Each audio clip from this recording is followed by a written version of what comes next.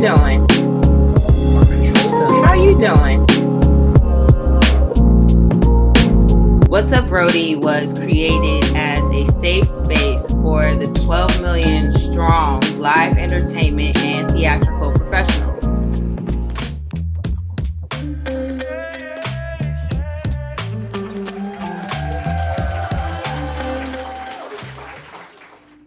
All right, everyone, peace and welcome to What's Up Brody?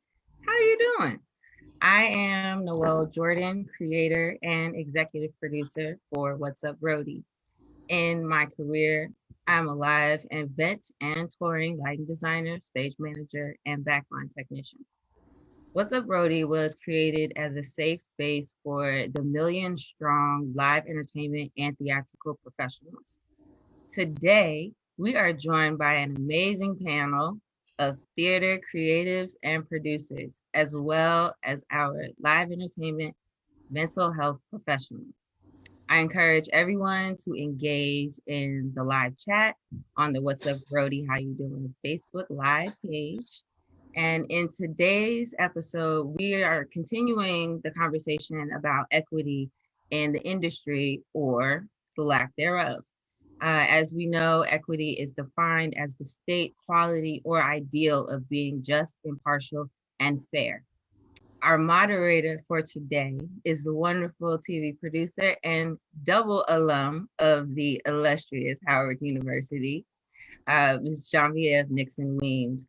Geneviève has her Bachelor's of Communications and Master's of Fine Arts from the Howard University.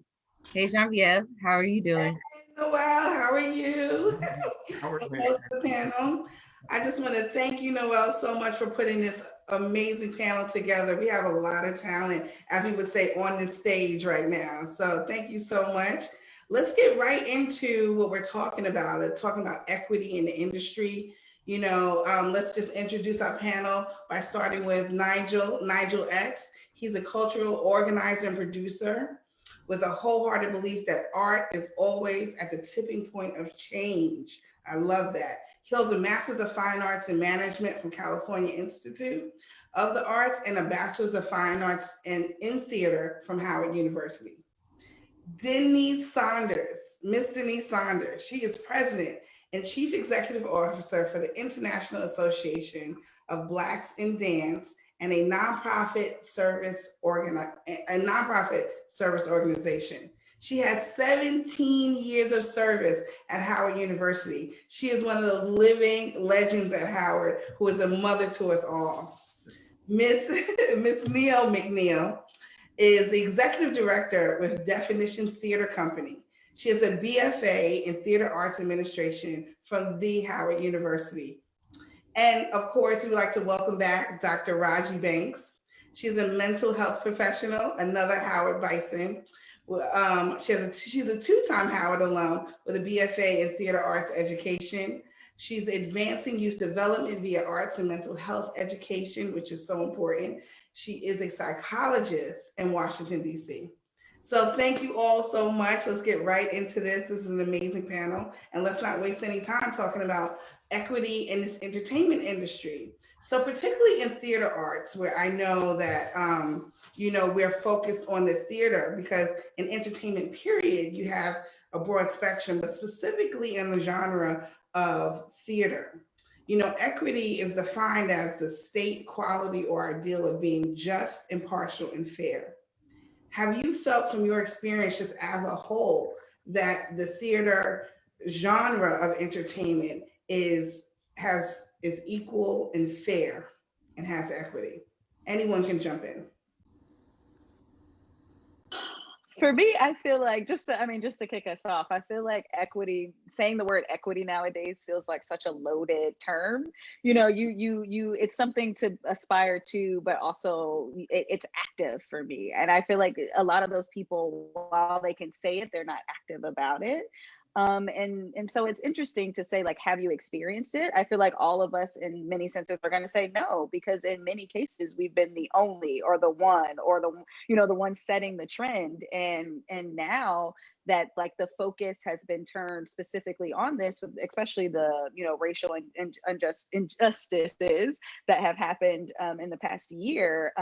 It's almost like we've been here, we've been fighting for this, we've been asking these questions, we've been pushing the boundaries, and now I would love to see that. But also I feel like you have to be intentional. It's not just about the people that you surround yourself with, it's about, you know, the structures you create, the culture you create in your organization, and it's about the policies and principles in place. And if you're not ready to do that work, then I don't think you're ready for equity.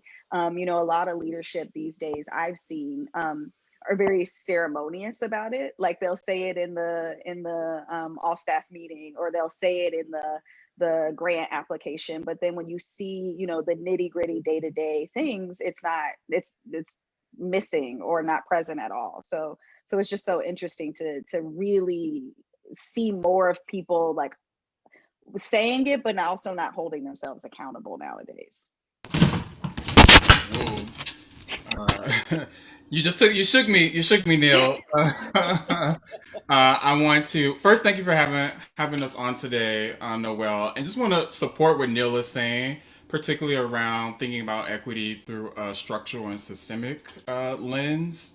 I think equity is justice, it is fairness, and in the theater industry in particular, I think it is about power and resources. And right now, a lot of the power lies in mostly predominantly white institutions. That power lives in terms of access to resources, in terms of, we were just talking about grants and funding. They have access to that power. They also have years of institutional grounding that a lot of culturally specific institutions haven't had access to, because we've just had barriers to accessing theater. And so my response to the question, absolutely not. I have not experienced equity, both in the organizational point of view, also in leadership. There is only a handful of leaders of color, a handful of Black leaders, a handful of Black female identified leaders who are in the field, who have the ability to restructure some of the ways in which we've been working and operating.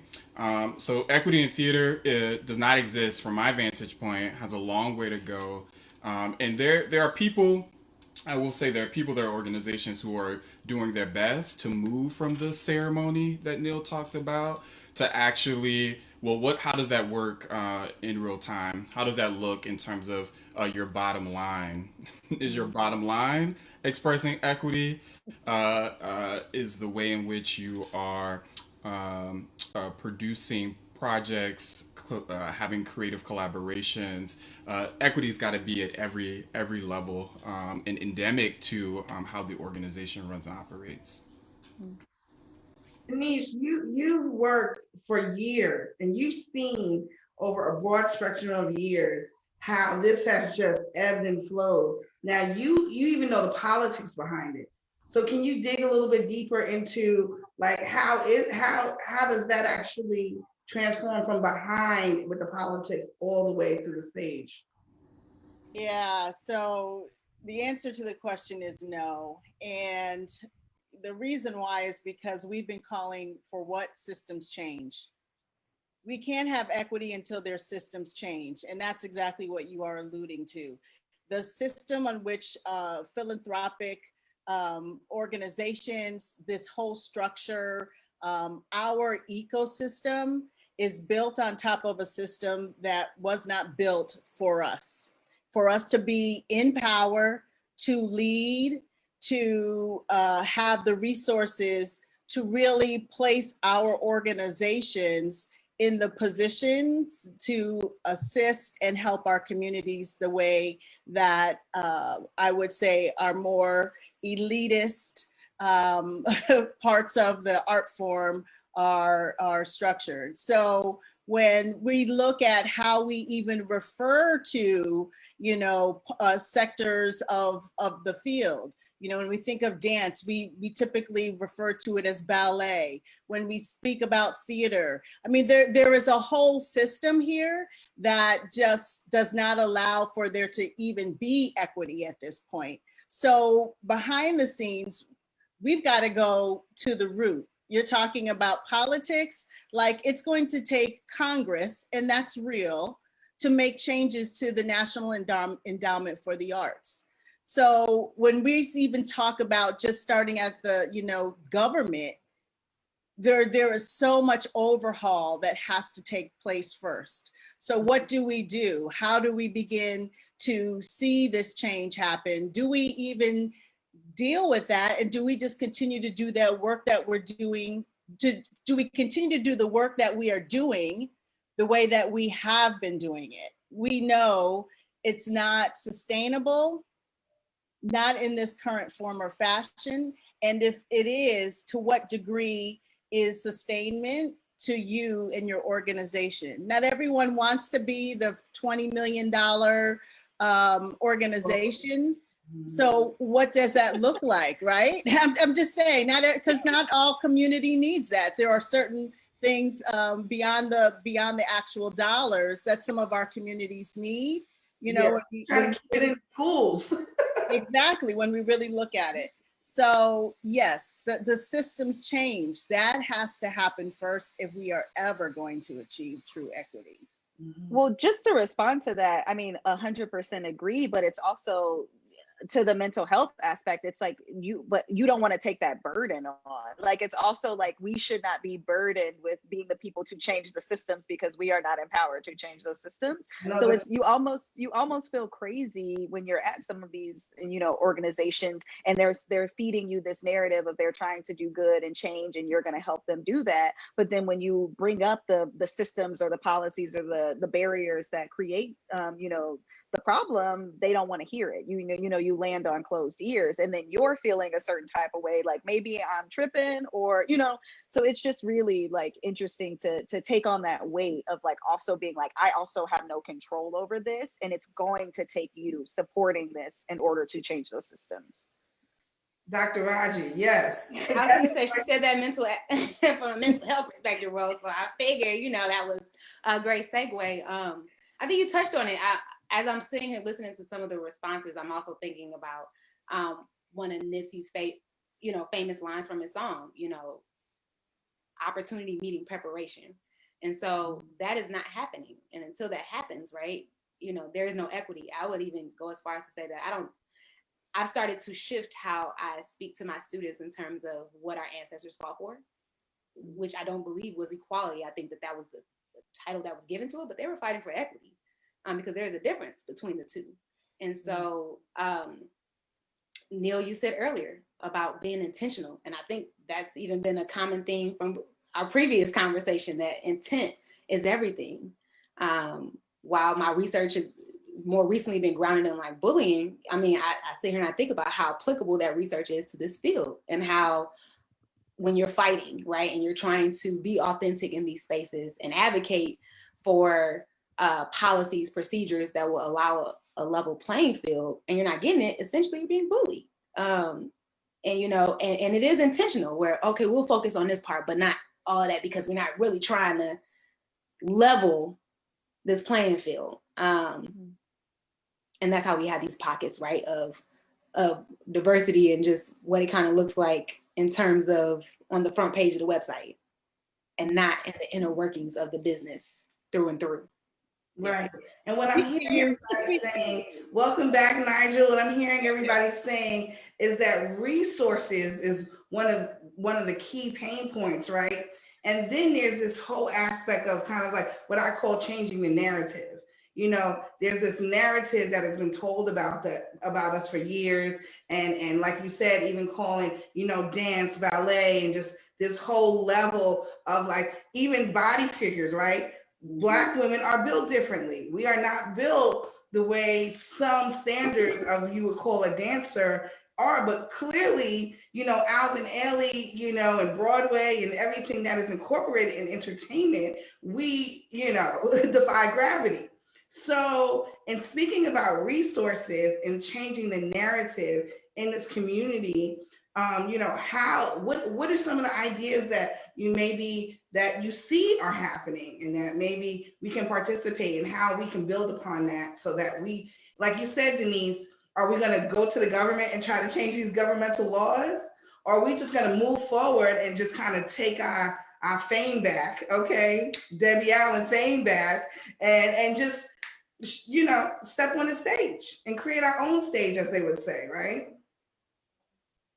So what ideas have you seen, or things that are changing to improve that? Or do you have any yourself of how can we now change our narrative? How can we find those resources? Because I know, Neel, you had spoke about grants and different things that you know about and participating in. So what have you seen? I mean, I've seen a lot of, so far, I feel like I've seen a lot of people making a statement, and I'm waiting for the action. And so I feel like that's been, I think, the most interesting thing to track in the past few months, is definitely people being like, we care about this, which is well and good. I want to hear that you care, but I also want to see that you care by providing those resources and giving that money and creating those opportunities.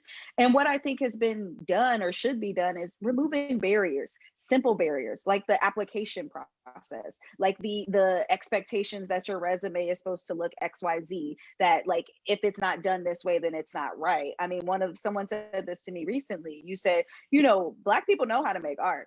We know how to make us some art. We are creative. We are the most creative. It's the business part that we often fall short in. And it's because we're not taught those things. We don't understand, you know, what is, if I've been doing my budget with an Excel document because that's what I know and it's been successful, but then when I'm applying for this grant, you want me to use this completely new system to me, and I'm not, you know what, that's intimidating. And I think it's really removing barriers that do not matter. And I think that is first and foremost what has to happen.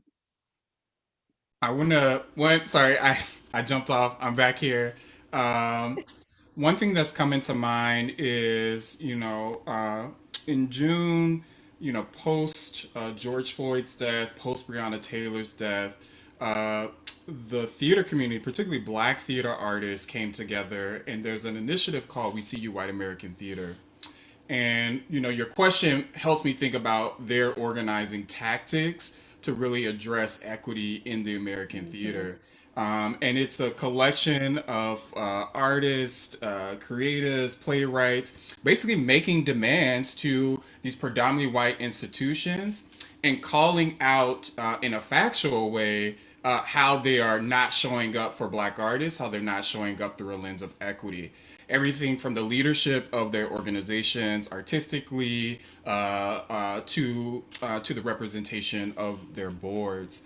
And they gave a gift to the American theater of all the things you all can do to really transform the systems that you all created. It's a gift, a huge gift.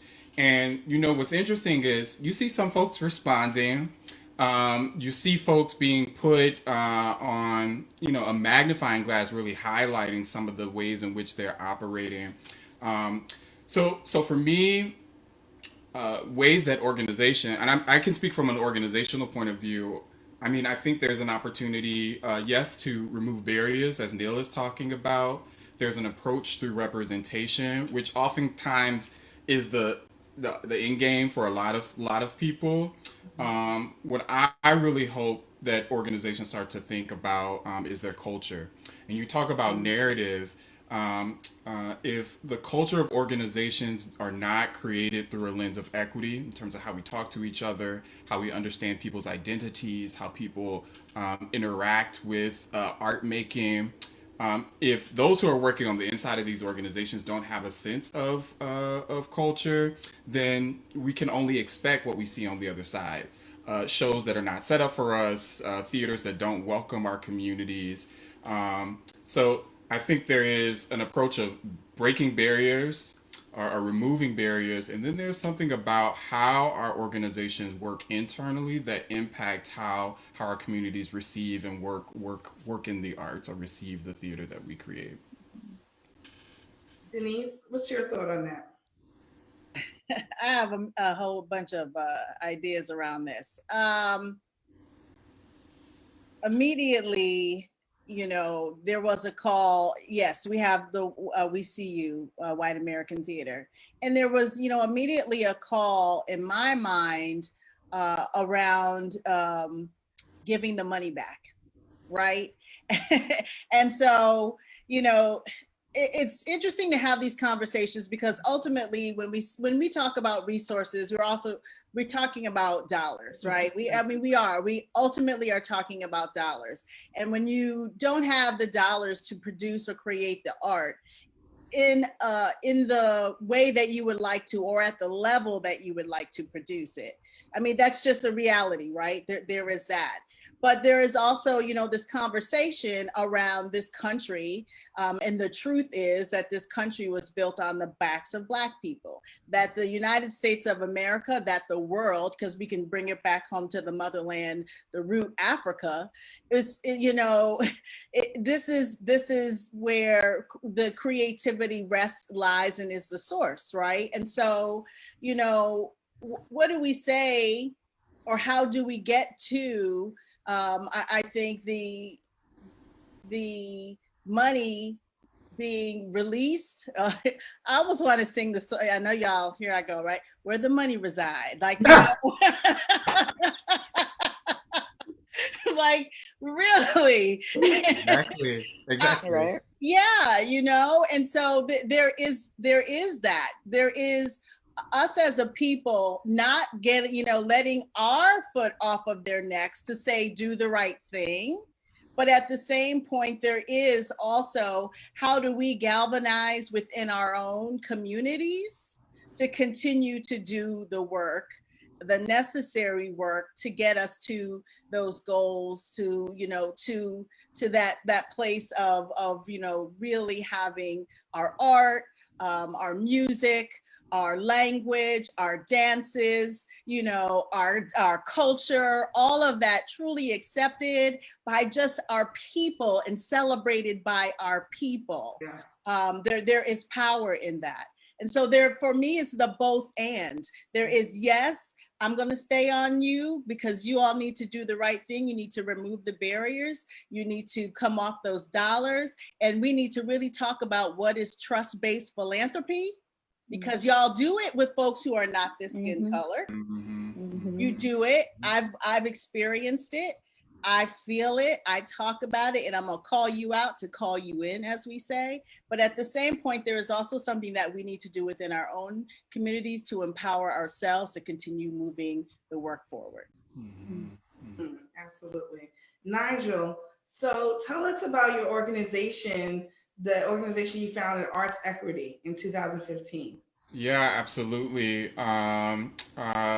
Art Equity started off as just a small initiative. And back in 2015, really founded alongside long-term mentor and now friend Carmen Morgan. And the goal was to, one, she was receiving lots of inquiries from particular people of color on the inside of organizations who were struggling to make change. And started to consult one-on-one with these people to give them some leverage for a pathway forward. And what we did with Art Equity is start to pull those people together more strategically. So can we organize a base of artists, administrators, executive directors on the inside who care about equity? Can we build a base, give them some shared language about how we talk about equity, and then give them some access to resources and tools to start to deploy strategic initiatives, protocols, practices to really start to shift culture from the inside.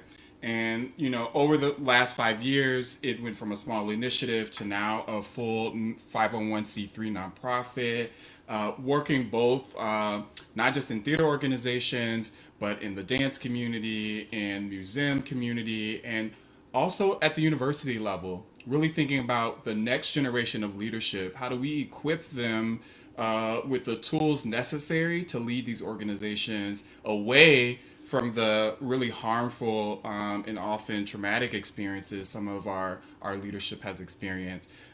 So Art Equity for me is one container of how the work can happen. I'm going to critique myself, because a lot of that energy has been given to predominantly white institutions and white leaders to give them the tools to do the work. And, over the years, I've become more interested in our leadership, Denise is talking about how do we bring our people on, how do we really build infrastructure there. And I really believe we're in a moment for leadership, particularly Black leadership in the arts, to take us to the next level. You know, we have the most access, we have the most degrees, we have the most opportunity to really be a sea change.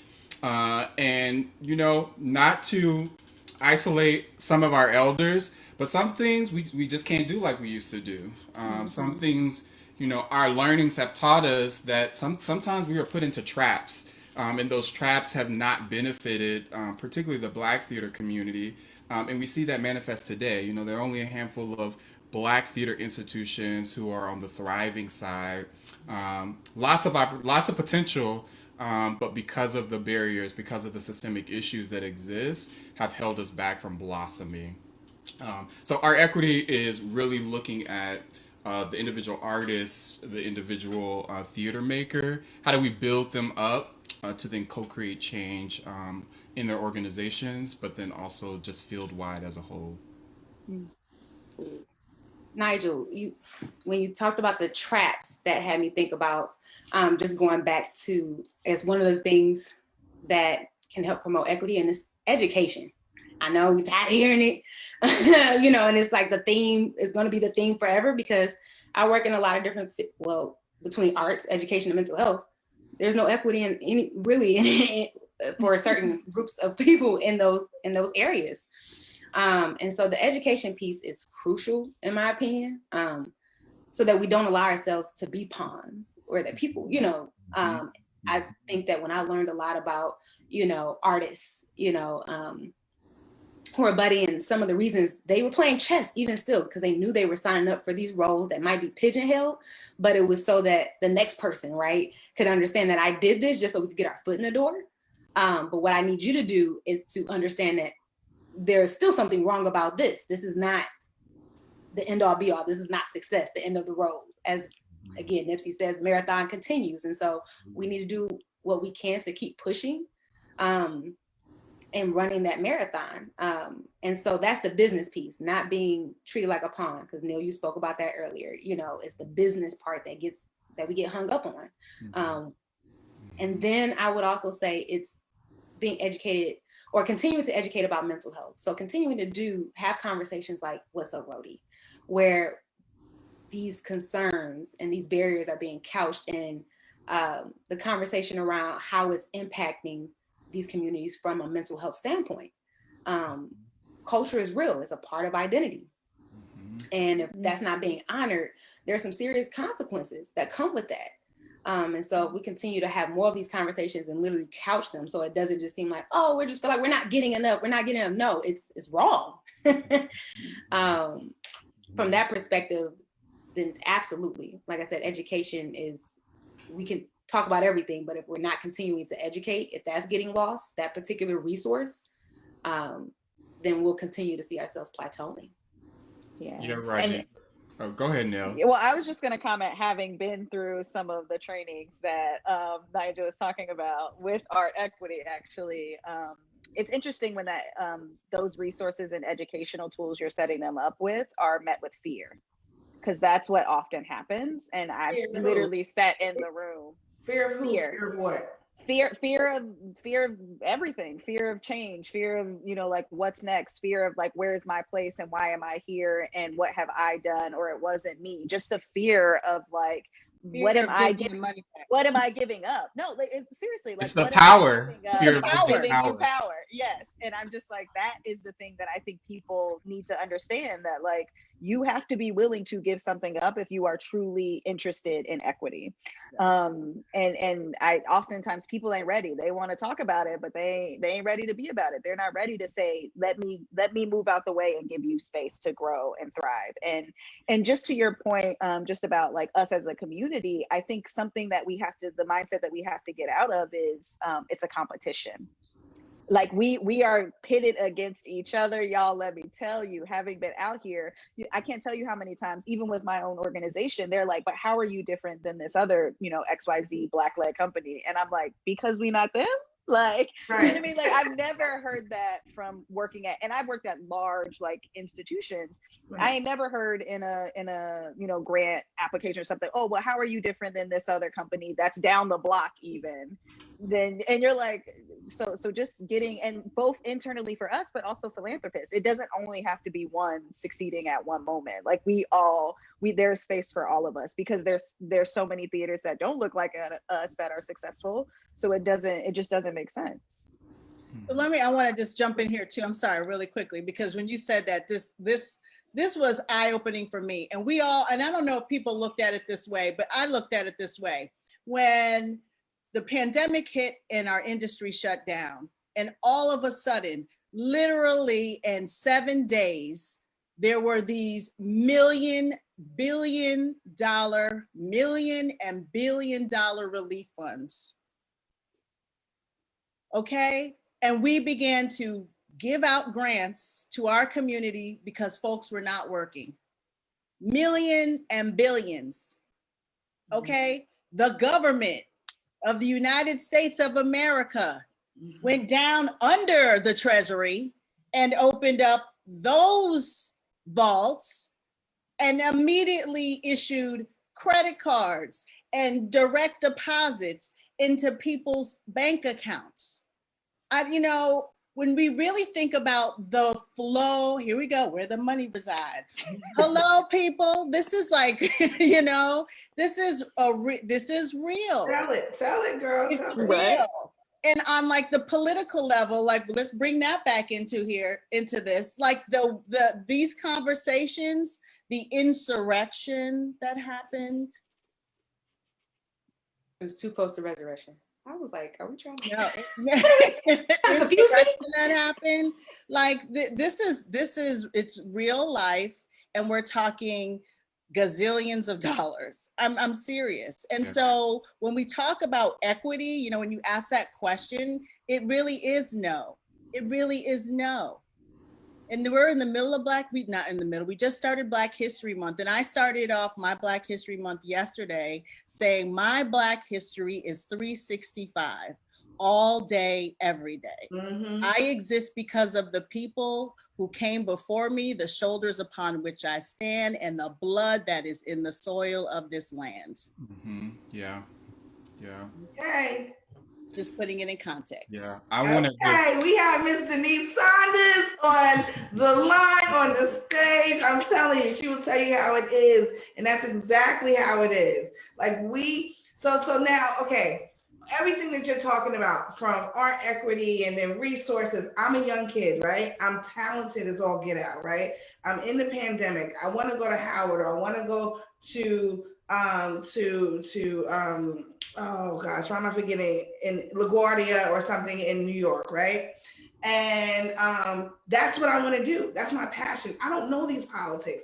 I don't know, I can't get caught up in all the injustices. I'm trying to get through my dance class and my dance school to elevate me to some type of scholarship to even go to college, because my parents, can't afford to send me to some of these top institutions. Now, what do I do? Where do I go? Where are my resources? And in that, how do we as a community before her or him prepare them for some of that adversity that we're talking about, some of that inequity, some of those immediate obstacles that they're going to have? I'm brand new born and talented, but how do I move through this? I think send them to Howard. No. Too bad I was thinking the same thing. There you go.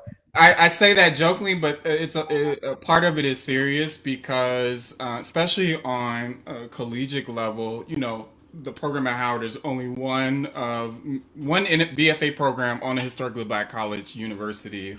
But then two, a lot of these programs, and this is just not in the arts, are just not set up for our communities to be successful. And when I think about even just myself as a high school student, it's actually causing me to zoom out even more, you know, how are we making the arts accessible for young people? You know, how many, and I guess I keep speaking from the Black perspective. You could say Black POC, but how many children's theaters are dedicated to our stories, our storytelling, inviting young people into the arts? You know, I was introduced to the arts as a high school student, and maybe saw performances when I was younger, but I remember them being mostly from white companies. So when I think about your question, I think is that it's bigger. It's a big question, and it's actually a field, a lane that needs some attention from our leadership. You know, for what, 7 years, Raji and I helped to lead the children's theater workshop, where every summer we were bringing 100 Black students together. Professor Saunders helped to help us produce our productions every summer, and even that program no longer exists. And so when I think about when we talk about resources and power shifting, when you think about young people, I don't have all the facts, but I would imagine you look at the resource distribution on that level, and it's probably definitely not equitable. And if we were to think structurally how to invest there, then that trickles up to allow that person to then decide to go to the high school for the performing arts, then allows them to find a program like Howard or other schools that are offering things. But if we don't invest in our young people, we'll be in the same conversation 10 years from now. I must say, I am living this right now. Put it in the community. Put it in the community. Put it in the community. I mean, I'm currently, you know, Definition is currently building a theater in the Woodlawn community on the south side of Chicago, where the only like other theaters are owned by the University of Chicago, and it has its own history of, you know, in the community. And I'm saying, like, one of the main things that is so important to us is that, no, you should not have to go to the north side. You should not have to leave your community to see theater and people that look like you on stage, behind the stage, running the company, on the posters, doing everything. And I feel like that's number one.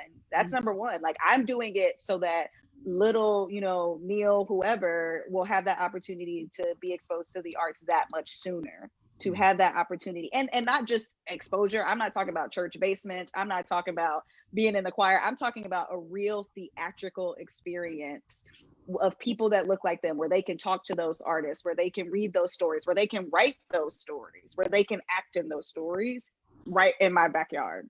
And so I feel like that's where it starts, you know, like really taking ownership of raising up, you know, those who followed us. It's about reaching back. You can't only look forward. I feel like one of the things that I like learned being at Howard is like, I want this for someone else, because I know theater changed my life. And so this gonna change somebody else's life, and just believing in the transformational power of it.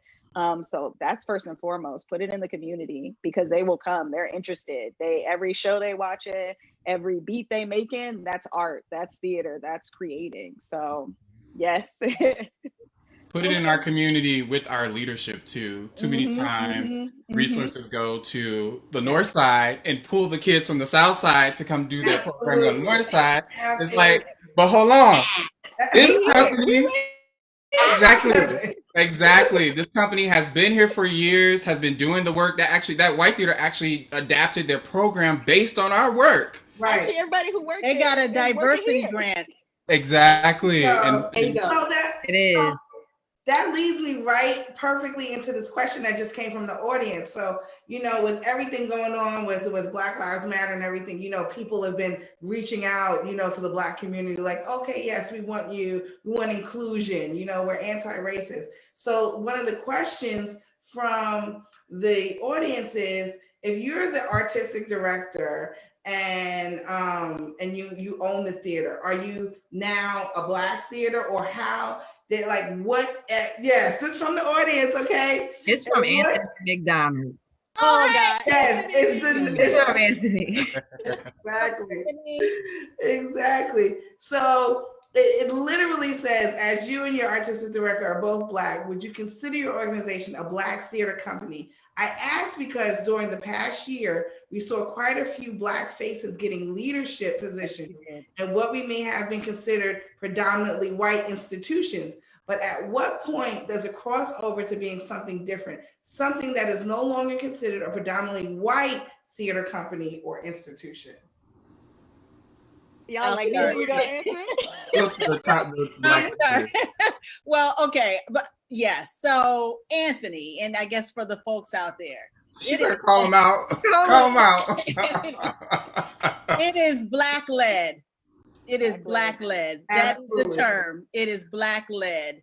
And yes, we did see, and we continue to see appointments of Black people at predominantly white institutions until they change their mission, until they really inside and out, including community, internally and externally. And I mean that to the full top to bottom, right to left, even, you know, out the front doors to the right and left. Until that happens, that there is that type of shift, and I don't say change, but a shift, because that's a shift in focus from its original intent. Could we then be talking about a Black organization? And quite frankly, if you really go back to its founding anyway, its foundational development, I don't think you could really change its roots. You know what I'm saying? Like that just doesn't work. You can't change. The same thing when I think about the Constitution. Yeah. Right. You can't change those roots.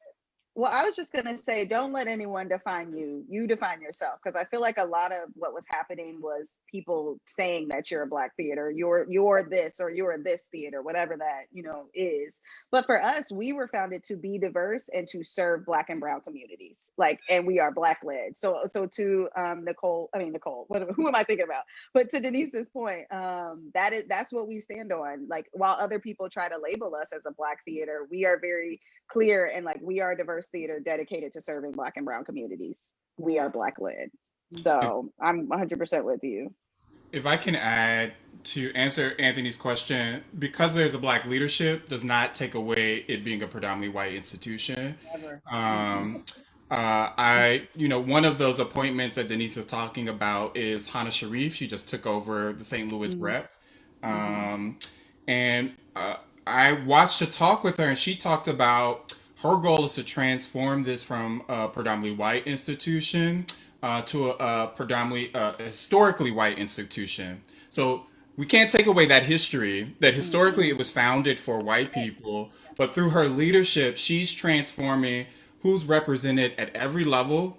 She's transforming the culture internally so that it doesn't come from a white lens, a white gaze lens, but that everyone working at that organization is working for inclusion, is working for equity. So because I don't want to get these theaters caught up that they appoint a Black person, they good, because they're not. Because if the culture hasn't shifted, the work won't shift. And if the work won't shift, our communities will not be included in ways that we've been disenfranchised or pushed out for so long. So love the question, because I really feel like, especially those leaders who are getting appointed, they got a lot of work ahead of them. And I'm sending lots of energy and prayers, because I know that they're on the front lines with those board members, with their senior staff. And, you know, as they invite us to the table, we've got to just come with just as much analysis and just as much fight to really break down and move them from being predominantly white to historically white, so that the theaters can actually be transformed and impact our communities. I mean, we're also seeing that, you know, across the field. It's happening in dance. So Dance USA, for its first time, just elected its first executive director, who is a Black woman.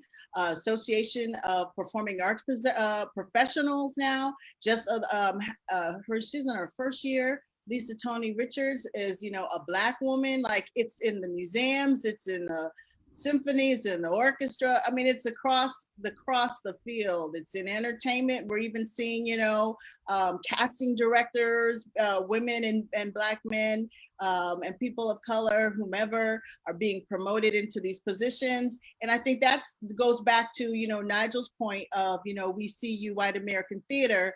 The placement of those people is not enough.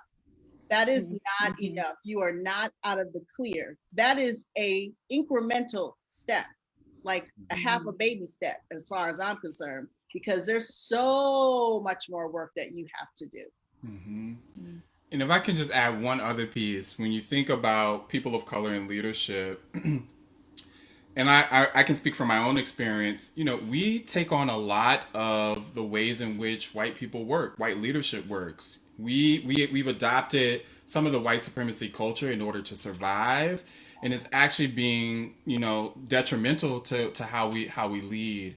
And this November, we launched a program for BIPOC leaders so that we can just have space for ourselves to really think about what are the skills that we need to be in these institutions. What's the circle of support that we need in order to coordinate, strategize, and keep in mind we're here to serve our communities and release a lot of the white leadership that is such bad examples, is endemic to right? fellowship programs, internship programs. Like, you got to lead like that person. Actually, that person is detrimental to our growth. So let's think about leadership in ways that is actually innate to our communities.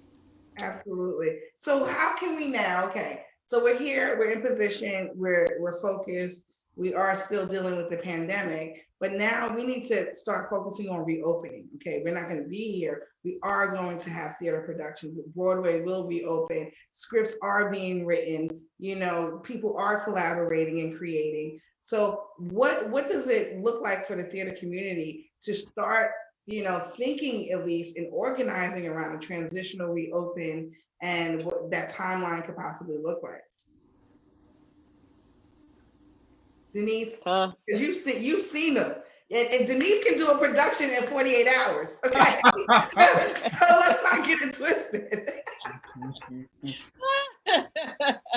You know, I know people are not going to want to hear this, but as a leader of a service organization that is global, IBD is global. I have members, you know, here in the U.S. There are Black people in Norway, y'all. There are Black people in Sweden. There are Black people all over the world.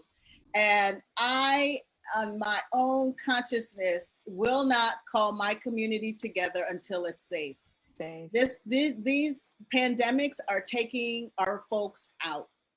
And I could not, in my own right consciousness, call our community together in person. So let me be clear, in person, until we are really at a point of, you know, here I'm going to go to the science, but to herd immunity, and when it's safe.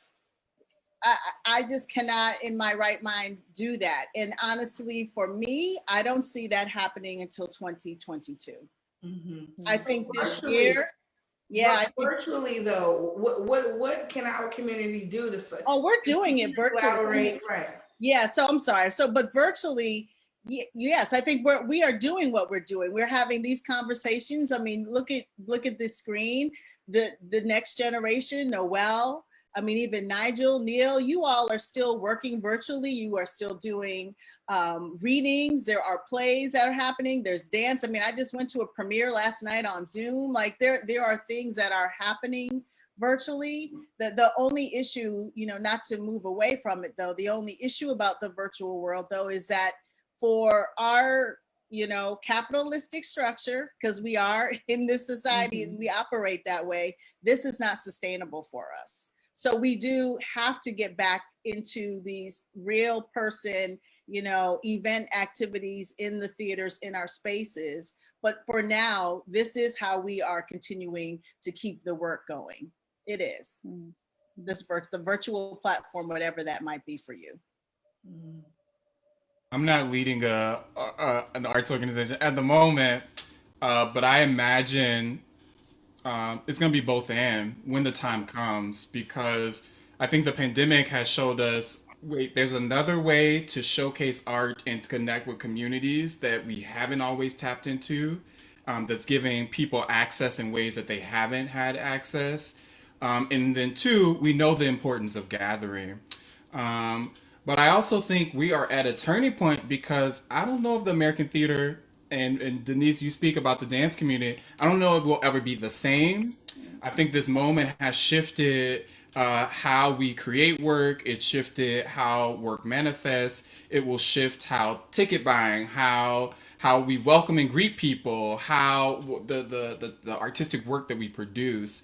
I think the pandemic really pulled back the curtain on some of the ways in which we were working. Just really let us know that's not sustainable. So what are y'all gonna do? And how so? I mean, I can speak here in LA. There's a big article in the LA Times about Center Theater Group, one of the largest theaters here in LA. I don't have the percentage, but they laid off a large number of their staff. And what that said to me was, wait, how have y'all been holding these finances that y'all are responsible for all this time? If when something like this happens, artists can't be supported by the work that they've been doing to sustain your theater. It just highlighted for me what did this board oversight look like in those predominantly white institutions. It highlighted for me that a lot of these places haven't created work because they're like deer in headlights, virtual, internet, what kind, just not having a sense of innovation and having diverse people around the table to actually offer innovative ways to create work. I think it's just highlighted all of those gaps. And it's gonna take folks to come in and fill those gaps in new ways in order to sustain the theater community forward. Yeah, and they weren't thinking. I'm sorry, Neel. Go ahead, Neel. Go ahead. No. You were responding to Nigel, so go ahead. No, well, I was just going to say, and I was actually going to refer to you. They weren't thinking about communities like the one Neel is serving. Absolutely. Right? And so now that really does empower us to, again, galvanize within our own communities to raise awareness, raise money, raise visibility, our reach, who we are actually reaching, not only again within our communities, but in the virtual setting. Like that's the one thing, as I've been on some of these calls, you know, and been part of some of these productions that have happened on the screen where people are dialing in from. Like it's opened our world in a way that we could have never imagined. Right. And I mean, just to say, like, we, to your point of like being able to shift or pivot has been, I think, the term. Like for us, we found things that we're like, while we are able to do this virtually now, we want to continue that because it created that greater access. You know, we tapped into the community. We were like, y'all got a story to tell because ain't many people gonna say they lived through a pandemic or to say that they lived through when the world shut down. And so we reached out to the community and we said, tell us your stories because we have money. We weren't able to produce a show on stage and we won't be able to till, you know, 2022. Denise, my heart, but to 2022. And so like, that's money that we can be giving to artists. That's money that we could be supporting someone doing something that maybe doesn't look like what it's always looked like for us. And so that's just been interesting and exciting. And I think we'll continue, but I think it all bears down on that access. And when we do open, to Nigel's other point of like just safety and practices, you're going to see it in the ways in which people are paid. You're going to see it in the ways in which the hours that they're asked to do what they're asked to do. And I feel like, you know, production meetings could look different, you know, like all of these things. Like Noelle can design a show for me from DC and it could still work. Like, and that is what this pandemic has shown us, that like, you don't have to think about it the same way as you did, you know, in 2019. Absolutely. Well, we're going to be wrapping up in a minute, but I definitely want our audience to know how they can follow you all and get in touch and learn some more about you and you know, get a breadth of knowledge from everyone here. So Dr. Raji, how can people follow you, and do you have any closing remarks? Sure. Listeners can follow me at school. That's SKOOL_me on Instagram. That'd probably be the best way to follow me. And as far as my lasting remarks, I think the panelists have covered what should be happening, right, on the side of like theaters getting ready for the pandemic to be over and relaunching, and are having those conversations in terms of the youth that you spoke of earlier. How do we help them as they're trying to make those hard decisions? Like, do I take maybe on this role, but feeling deep in my gut that is not the case? And so similar to what, well, not similar to what Neel is doing. However, that education piece, that's what I do with the youth. And so not only, and I think I'm privileged in the sense that my experience in high school really did prepare me for Howard. Like I learned certain skill sets, and not only did I learn, you know, how to be an artist, but again, knowing my worth, being able to question the core beliefs of others that I work with. Shout out to MC from Detroit, because she really taught us about our identity so that when we come into these spaces, and was intentional about, you know, if you go to Howard, you'll learn how to do production, so that if there's a role that you don't want, or that you don't believe, you know, that speaks life or light on your culture, then you have other talents and other skill sets that you can rely on. And so again, part of that access is creating access when our people are young. And so I do hope, Nijeul, and thinking about the conversations that you said that you all are having with your business, that they're intergenerational, right? You know, the elders, they had to do it a certain way, but we may have learned some things, but as young people, and young people led the hip hop movement, right?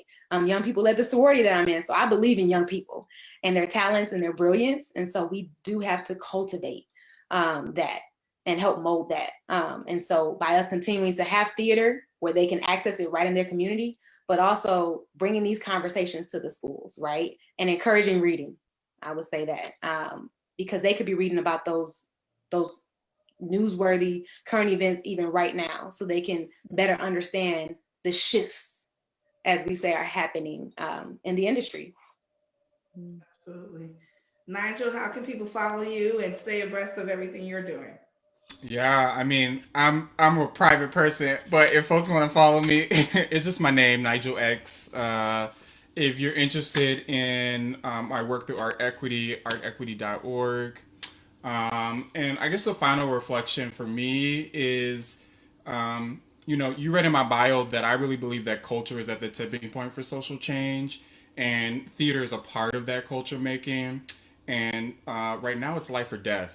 And I really want artists to see an integral role in getting us to the other side of this. You know, it's the arts that has allowed me to survive the pandemic. It's the music, it's the content that people have been creating, it's the films that have come out. So I really just want artists to know that they have a critical role to get us to the other side, and have an analysis, and be strategic so that we can shift some of these resources and really reclaim the power that belongs to us in our communities. Neel? Yes, please follow at Definition Theater on IG, Facebook, my at Neel on IG, Neel McNeill, of course, Neel. And, you know, please join us on this journey. Definition is in the process of building a building on the south side of Chicago. We have some work coming out soon, some virtual. We did a new play development program named Amplify. We selected 8 semifinalists who we filmed their work. And now we're going to be presenting a 2-night premiere on February 24th and 25th. So please check that out, RSVP at definitiontheater.org, and see the type of work that we're doing, and continue to follow us. We are definitely paving a path that I don't know what's at the end, but I'm hoping it's a building. So please support. And just like final words, you know, find your people. I think what has been supporting me through this process are, you know, everybody on this phone call, the people who you can reach out to, who you can talk to, you can really connect with. And just to say that, like, yes, this looks different now, but it won't always be that way. And there's others on this journey with you, I think has been so valuable and important. And like, know that some of us went to school together, and I still lean on those people. And so like, definitely don't be afraid, even if you ain't talked to people in years, to say, hey, how you doing? I just wanted to check up on you and see how you've been. And like, let's have a chat or something, you know? So that's where and you need it. Denise? So my staff has me out here on all social media platforms. As they should. Okay. So you on IG, I'm Denise.IABD, IABD. On Twitter, just Denise IABD. Our organizational handles are IABD Inc. And then of course I'm on Facebook. You can find me on Facebook there as well. And you know, At the end of the year, we created a short, like 2-minute video that I narrated around this entire 2020. And at the end of the video, I just said, my last final words were just keep going. I look at Raji, and mental health for me and self-care really come into play at the end of this, where I said keep going. The keep going part, though, is really about a self-check, like make sure you're taking care of yourself. I know we didn't talk a lot about mental health on this call, but it's so very, very important. Even as, you know, we are all leaders within our communities in the work that we're doing, that we have to take the time to take care of ourselves, but also at the same time, keep going and keep supporting not only, you know, what we are doing, but what our community's doing and those who we are impacting. We all have families, friends, loved ones, and the work.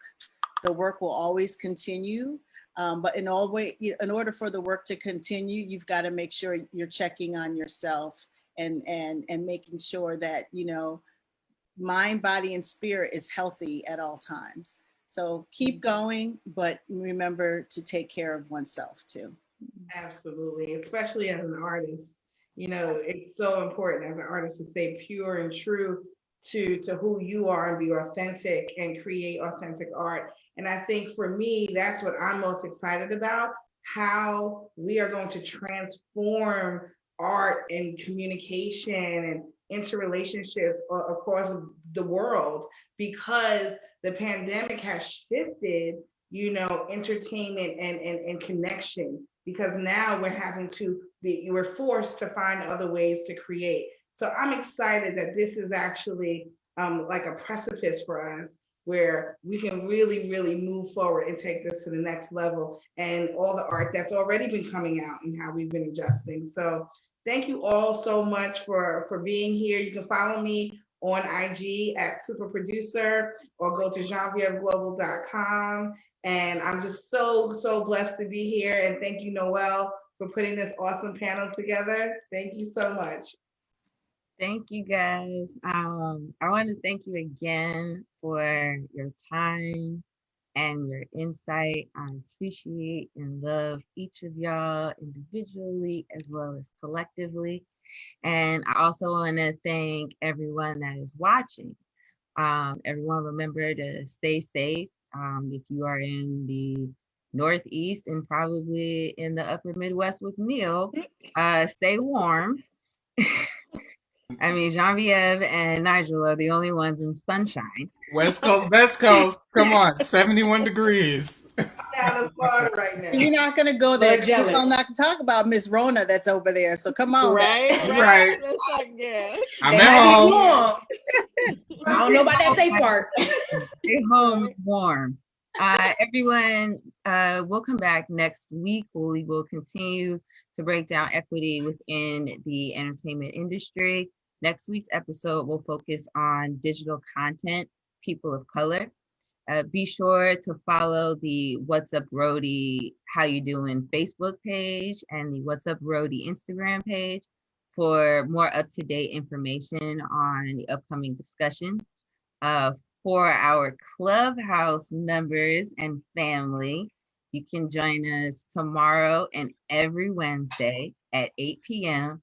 on Clubhouse on our official What's Up Rhody room. I'm so excited about that. We have our recap room every Wednesday. So you can follow us on the Clubhouse platform for more info. The room name is What's Up Rhody. Again, Denise, Geneviève, Raji, Nijeul, and Neel, thank you, and peace, everyone. Thank you. Thank you.